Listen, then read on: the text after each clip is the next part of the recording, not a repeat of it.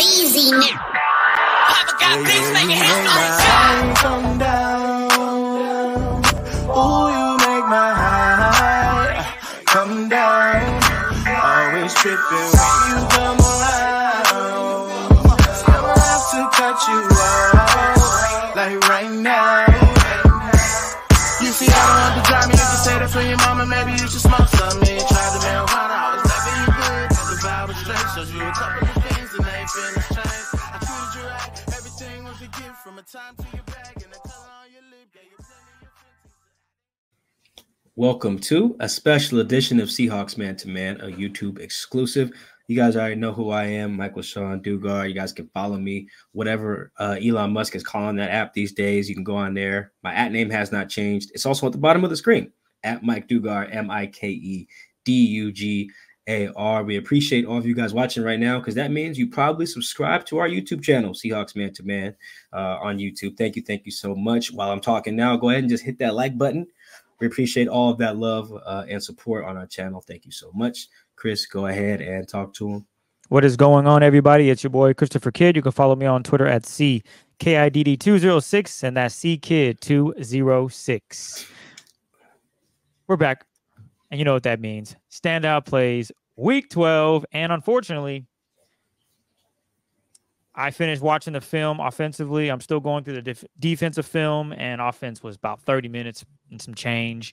Not very impressive, unfortunately, against the Niners on Thursday Night Football, but the Seahawks will have another chance to bounce back, obviously, against the Cowboys. So hopefully we'll have more standout plays for you for that, next week. But for now, I got 2 plays. One's on offense, one's on defense. And I like the aggressiveness of the first play I'm going to show you guys. And sometimes, you have to be aggressive. And at this point, the Seahawks are losing, and you got to get some points somehow. You got to do something. And it's the second quarter. I want to say there's about 10 minutes remaining in the half, 2nd and 10, and you're on your own 2-yard line. So it's a dangerous bet here to try to throw a bomb on your own goal line, but you got to get something rolling. All right. And if you look, the Seahawks are going to come out in 12 personnel. I know I've been always getting 11 personnel, but this time it's 12. So at the top of your screen, you have DK Metcalf, and then you have the 2 tight ends. You have one that's Noah Fant. He's going to be at the goal line right there, going up against, it looks like, Bosa. And then on the far bottom, on the bottom right, that is Will Dissly, followed by Ty Lockett, who is also the wide receiver. And then you got Charbonnet and Geno Smith. Now, it appears that the Niners are going to play some form of zone here, probably cover 2, but as the play develops, I lose track of what's going on, but that's not really the biggest thing I want to get at here. Again, I like how aggressive the Seahawks are. So we're going to roll the play, and for the most part, protection's not bad. And Geno makes a really good throw to DK, and first glance, you're thinking, oh, that's a great catch, great throw. They're out of the in their end zone, and now they're going to have a chance to move the football and maybe score some points. Unfortunately, DK did not get his feet in, and as you can see on that end zone, back at the end zone view, that Geno had a pretty clean pocket and delivered a really great ball to DK, and unfortunately, he just didn't get his feet in. And these are small things that you just got to get done. I don't think Geno threw a decent. I think he threw a really, really good football. DK should have easily kept his feet in bounds. I don't know if it was a focus thing. He just didn't know where the out of bounds was. But in these scenarios, you need your players to come up and make big plays. And Geno makes a great throw. What more could you ask for? I'm pausing it right when he catches it. You got to get both feet in. And there's plenty of room on that sideline. It's not as if Geno led him out of bounds. Let's look at this ball placement again. Look where the ball lands. Boom. DK has to get his second foot down. These are things that can bite you later on in the season if you're making a postseason run. Whatever the case may be, you got to hit on these. And that was decent coverage, but Geno was able to get it up over the top, and DK got great separation. For starters, if you look at this right now, Trevarius Ward is playing about, I want to say 7 yards off. So clearly DK has to make up a lot, and he does. He gets right at him, attacking him, looking back, and Geno throws a perfect ball. He just doesn't get his feet in. And it makes me so mad because DK is very capable of making that type of play. That's routine. He does that in warm-ups. So for him to not get his feet down on this play, making it 3rd and long, and obviously you guys know what happens next. They have to punt the football. That's just inexcusable. And I'm sure he's not happy about his performance on Thursday Night Football against the Niners, but those are plays that you want back and you just have to have. And unfortunately, he didn't get that one. So hopefully he'll get another chance against the Cowboys, because I definitely think DK has the talent to do so. He definitely has the speed. He's physical. He just has to make those plays. And if he can't make those plays, man, I don't know what to say. Are they going to try to find another guy, someone they can target? JSN, for example, after DK drops a pass later in that game, they go to JSN on a corner route, but Geno throws it further up the field. He's able to do a baseball turn and make the catch. If you're going to give the young fellow some reps, I'm not mad at it, but I know Seahawks fans expect their best player, their best wide receiver, that is, in DK, to get his feet in bounds and make that play. This next one, again, I said I'm doing offense and defense. This next one is looking at the defense. So here we are. Let's see here. Second quarter, you got 3rd and 7. Now the Seahawks do something different here. They're in their dime package. So that's going to be 6 DBs with Bobby Wagner in at linebacker, okay? So they sub out Jordan Brooks, and they say, yeah, we're going to go dime here. And you can tell just by counting the DBs. So let's see. At the bottom of your screen, that's going to be Tariq. Right next to him is going to be Jamal. Then you have Julian. You have Bobby in the middle. Then you got Quandre, Tre Brown, and then you got Spoon. So the Niners come out in 11 personnel. They have it stacked however you want to. You can get creative. So what they do is they have Brandon Ayuk. He's lined up at the bottom of the screen here, right next to, I want to say that's Juan Jennings. And then on the right side, you have Deebo Samuel and George Kittle. And then you have CMC, Christian McCaffrey, coming in motion. So this motion just indicates what Brock Purdy is going to be seeing, which is zone. Nobody moves. Everybody stands sound. So immediately Brock Purdy signals, okay, this is going to be a zone beater. For the most part, the pressure up front's not great, but it's Mike has said this, KJ Wright has said this when we've had him on the podcast about the relationship between a pass rush and coverage. In this scenario, everyone does a really good job of covering. As you can see, nothing's open right now. Obviously, if you want to throw a little dump down here, you can, but Jamal's there. Bobby's getting ready to close in on it. And then at the top of your screen, you have Tre Brown going up against Kittle. Now, to be fair, it's a mismatch size-wise, but Tre Brown has proven on many occasions that he can battle with the best of them. And in this scenario, I think he just got a little over-aggressive, and it ended up being a penalty. Now, the reason why I like this play is because for the most part, everyone does their job. This is a really good execution of the pass rush and the DBs working in sync. And unfortunately, Tre Brown, he just gets a little too physical, and that's what was flagged. So as you can see here, Tre Brown, at the top of your screen, near the K on Seahawks, he just ends up holding and grabbing George Kittle. In that scenario, I think he just needs to stay with his fundamentals and realize I'm going to have to make an athletic play on this football because Brock is probably looking that way. And it's one-on-one. Obviously, it's a height advantage, but Tre Brown is definitely capable of going up and making a play. But for the most part, everything else is blanketed, and unfortunately, he gets flagged here. And it's an obvious call. Sometimes, the officials let it go, but in that one, he impeded the process of George Kittle trying to get to this corner route. So, again, I'm going to run it through. Defense did an okay job of getting pressure on them.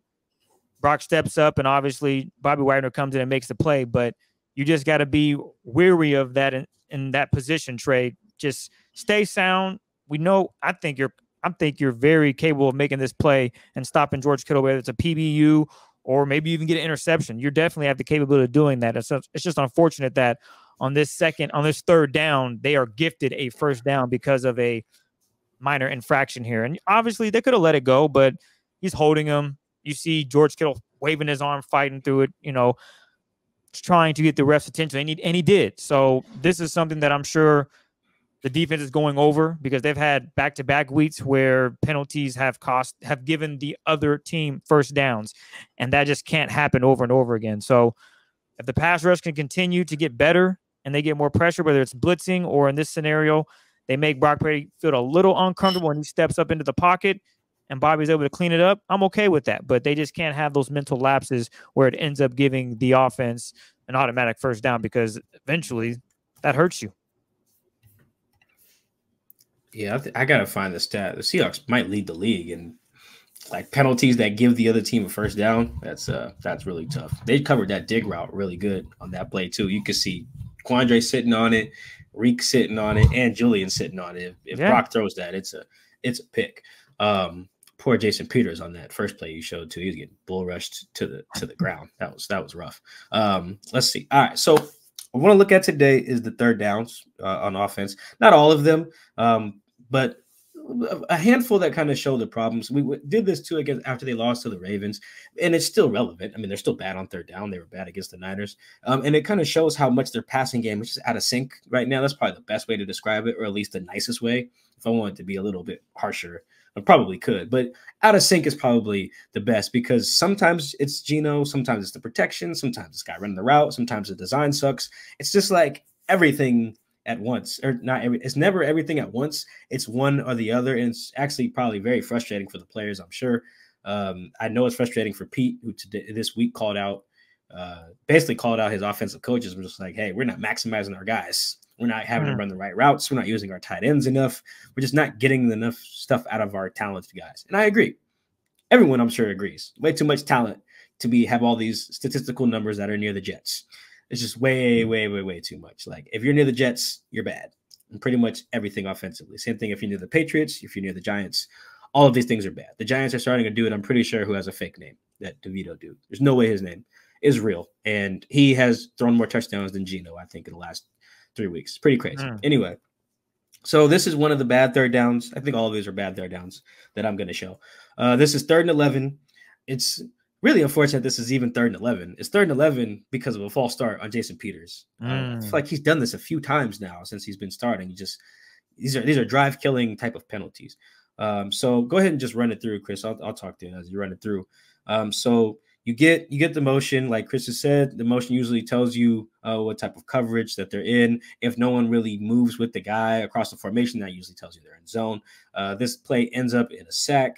What I like here, I know, Chris, you've seen it. You can tell from our questions that we get after our shows that people are really pissed about Shane Waldron and like not using the middle of the field. And sometimes the protection breaks down, but really Shane's catching a lot of heat right now. Fairly. But on this one, actually, I like this design. This one, I think, is more, if Tyler is the first read on this, which I would kind of guess that he is, I would actually like for Geno to just let this thing rock. Like, because if you can pause it right when Geno's at the top of his drop, yeah, I think when you got whoever's eyes that is, or they're on Noah on the hash right there at the 35-yard line, his eyes are on him. He's driving on that. If you give, like Stafford, for example, makes this throw. We see Stafford make this exact throw on this dig to Puka, Tutu, to me and you, doesn't matter. Hall and Oates, like Stafford can hit this throw to anybody, I feel like. And it's tough because Geno's probably waiting for it a little bit. And this is if he's the read. I don't know if Tyler is, but Chris, I'm sure just looking at it, it feels like he is. Like, you got to get – he's one of the only 2 routes that go to the sticks. So there's that. So he figured that one of those is probably in the read. And it's an over-the-middle throw.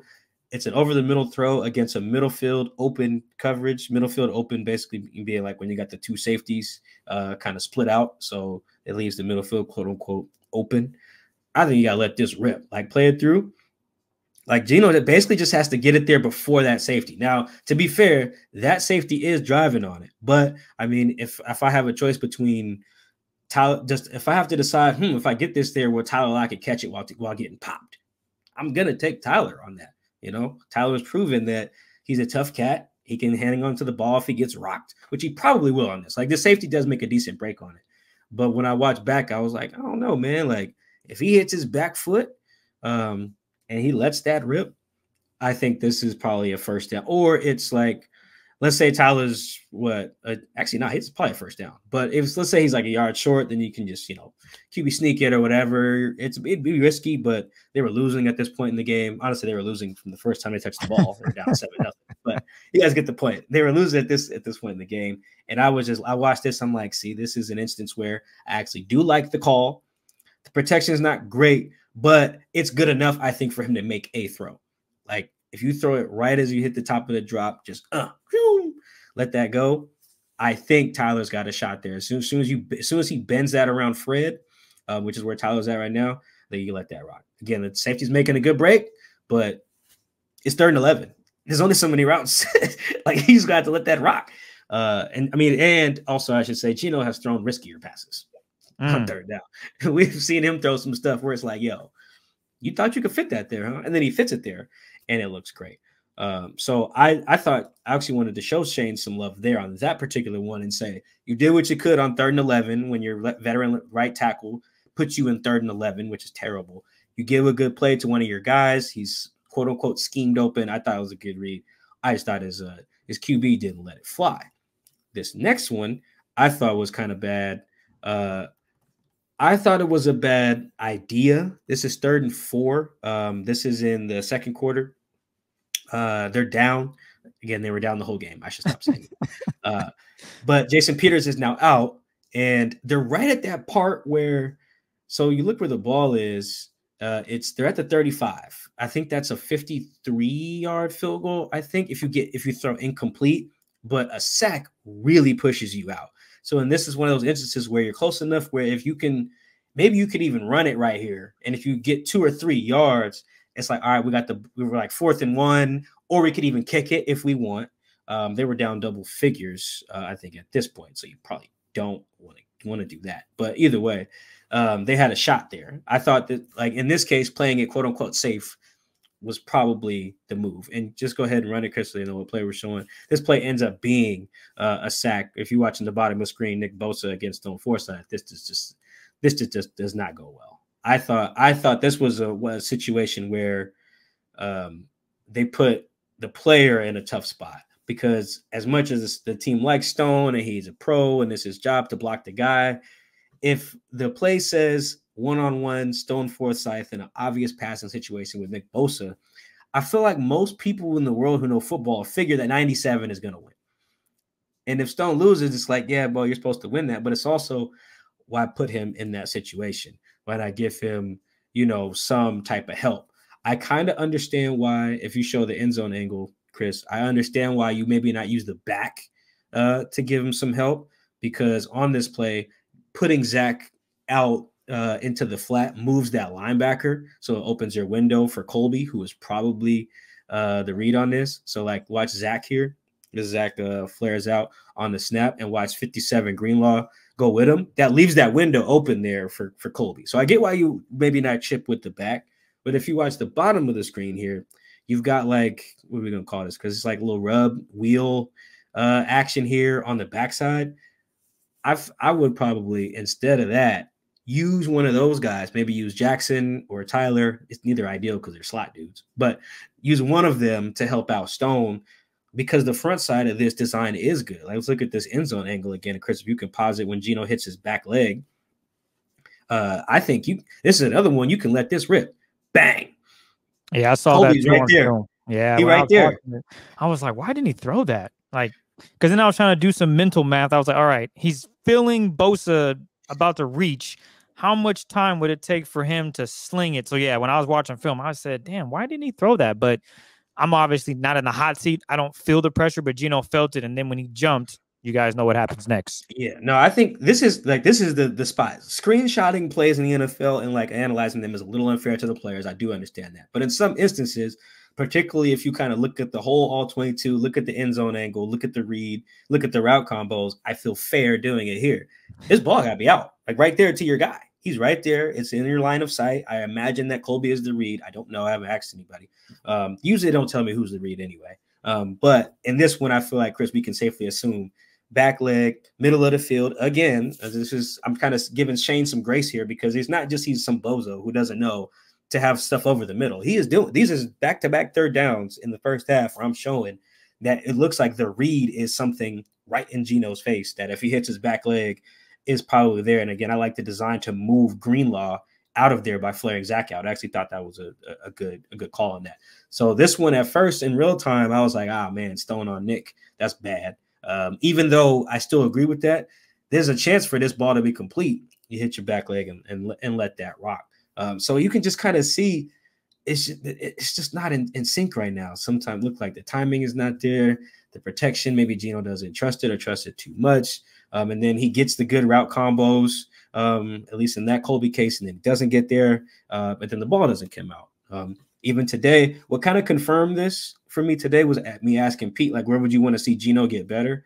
And then Pete was like, yeah, I mean, we got to be better around him. You guys know how that goes. He's been saying that all year. But what he also said, if there's anywhere he would want to see Geno get better, it's getting the ball out.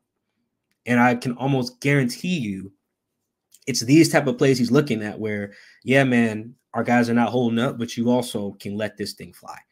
Like, and then both of those instances, I thought that was he could let those fly. Decent enough play calls on third and gotta have it. And then what you can't do is take a sack there, because I think they punted after that. I think they punted in what turns out to be the pick six for Jordan Brooks. So it helped out. It counts out a little bit, but still that's bad process on the offense's part, right? They didn't think they were going to get a pick six. This one is one I'm sure you guys have seen on Twitter. It's kind of been floating around. It's one that Chris and I talked about in the post game, but we didn't have this angle. So I wanted to kind of come back to it, because this is one where I watched and I was like, what is Shane doing? This was not great. Just roll it, Chris, and then we can break it down. This is 3rd and goal on the 7. It's 24-10 at this point. This is after the pick 6. So, like, this is a ball game right now. This is a huge moment where, very similar to the last one, if you just get some positive yardage, you can go for it. You just can't. There's a lot of these. The theme here, I think all 4 plays I'm picking are sacks. You just can't take a sack on these type of moments, because Chris, it's 3rd and goal at the 7.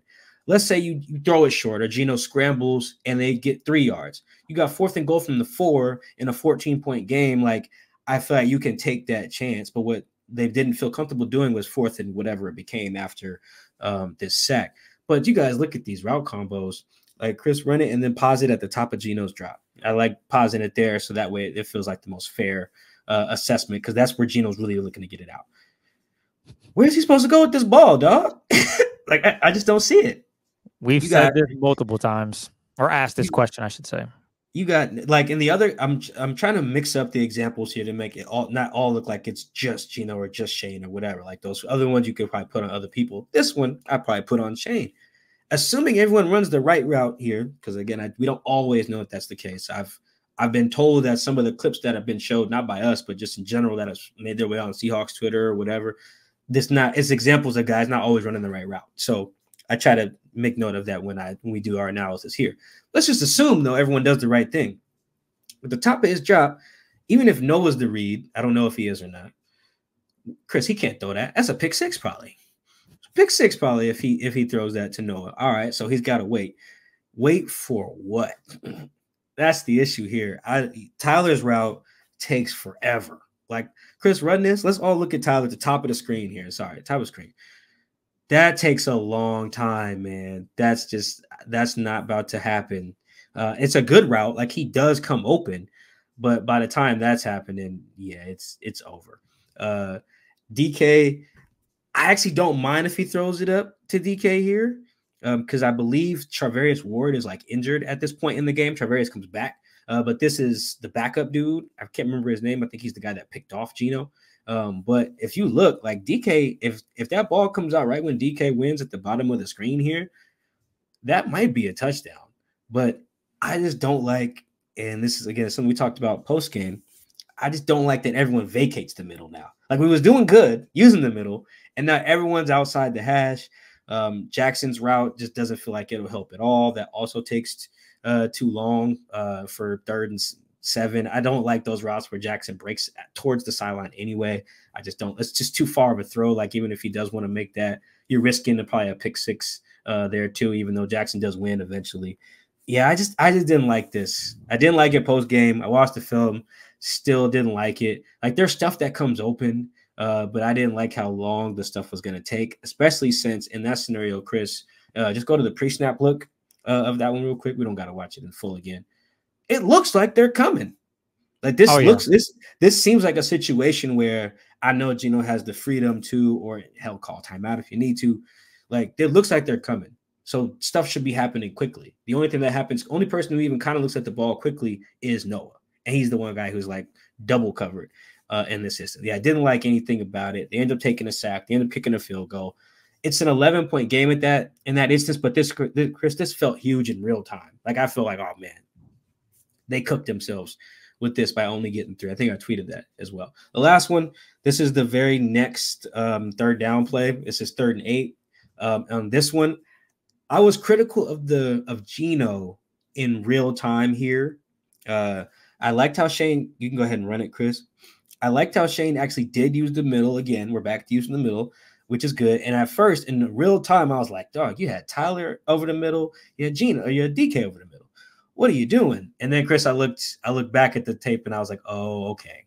That's why he didn't throw it to Tyler. Because Tyler loses on this. Tyler's up against, I think this is the Lenore cat. I don't want to mess up his first name, something with a D. Doesn't matter. Anyway, he wins. Tyler ends up on the ground. It looks like Tyler wants like a PI. I'm not giving him that PI.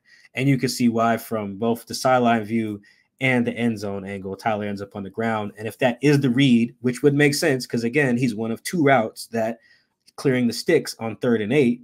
This is a good, like, all right, I'm going to have Tyler run over the middle. They're bringing the house. Like, I actually like Shane's adjustment here. To get the similar look, you dial it up with your best personnel grouping, which is 11, Chris's favorite personnel grouping, and you don't get it. The end zone angle here shows why perhaps he doesn't throw it to DK here, because I'm not really sure DK expects the ball. Like, you look at how DK is running this, it looks like he's like here, you can maybe do it, but now look at this. You got Eric Armstead right here in my man's lap, and he's just cooked. Like, this is an instance of where, if you guys have listened to Pete Carroll's press conferences, he's mentioning everyone helping out Geno. That includes the guys who are supposed to get open. You got to give Geno a win. Like, look at you guys. If you're Geno, let's all pretend to be Geno right now.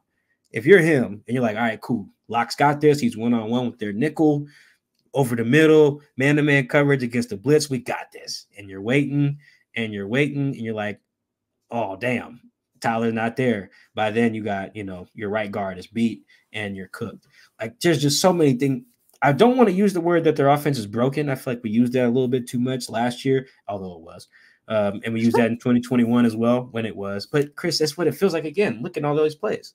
I'm looking at them. I'm seeing sometimes a good design, and then the quarterback doesn't do his part. Sometimes a good design, and a guy get beat. Sometimes a bad design, and then the quarterback takes a sack. Sometimes a decent design, and then a guy doesn't win on his route. It's like, man, what is it?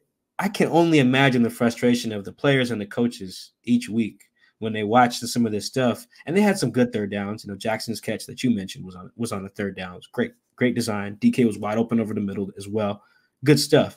But Chris, it's frustrating for us to watch it because I think we can agree there's way too much talent to be this bad on third down. Like, look at the guys that they're targeting in these situations. Like, Colby Parkinson's a 6'7" tight end. Big body, open over the middle. Tyler Lockett is Tyler, DK. Like, it's just there's too much talent in the room to be this bad on third down. And that's why when I watch these plays, what stands out to me is this stuff. I'm watching, I'm like, dog, all these third downs are bad. They were like 3 for 11 on third down yesterday. The worst third down team in the league that ain't the Patriots and the Jets, I think. Inexcusable stuff, like Chris said earlier in the show. Hopefully they can right some of this ship on Thursday against Dallas, because particularly against Dallas, which is the other reason why I wanted to show some of these plays. Dallas is going to give them some of these man-to-man looks, and you're going to need your guys to win one-on-one. You're going to need your quarterback to anticipate these windows and hit guys in the middle of the field, and you're going to need your receivers to stay on their feet and win their routes. And you're going to need the designs to be good. Like, everything that was wrong on Thursday is going to have to be right against Dallas, because Dallas is just as good as the 49ers, if not better. So those are the plays that stood out to me when watching the Thursday night game. Hopefully they correct these things on third down, because once they do, I promise you, the whole offense will look better. But right now, when you're one of the worst third down teams in the league, it'll just look like the whole thing's out of whack, which is exactly what's going on right now. Well, there you have it, our standout plays from Week 12. We want to thank you guys for taking a few minutes of your time to learn and watch film with us, man. We appreciate it. We will catch you guys after the Thursday night game between the Seahawks and Cowboys. Mm-hmm. Mike's headed to Jerry World. You ready? I love it there, man. I love it. I'm like going to like a 12s meet and greet party Wednesday night before the game too. That'll be fun. I'm gonna try to check out the tailgate Thursday as well. If the weather should be decent, I haven't checked. But last time I was there in Dallas, I walked through some of the tailgates. Oh my God, It was like, you want a brisket? it was some of the craziest stuff. Like, it was a party in the parking lot. Oh, it was great. So yeah, I can't wait. Thursday night football, Jerry World. Yeah, it's gonna be fun. Hopefully, Thursday night was not fun, this last one. So anyway, thank you guys for tapping in to our YouTube exclusive special edition of Seahawks Man to Man, our standout plays from week 12. We'll catch you guys later this week. Peace.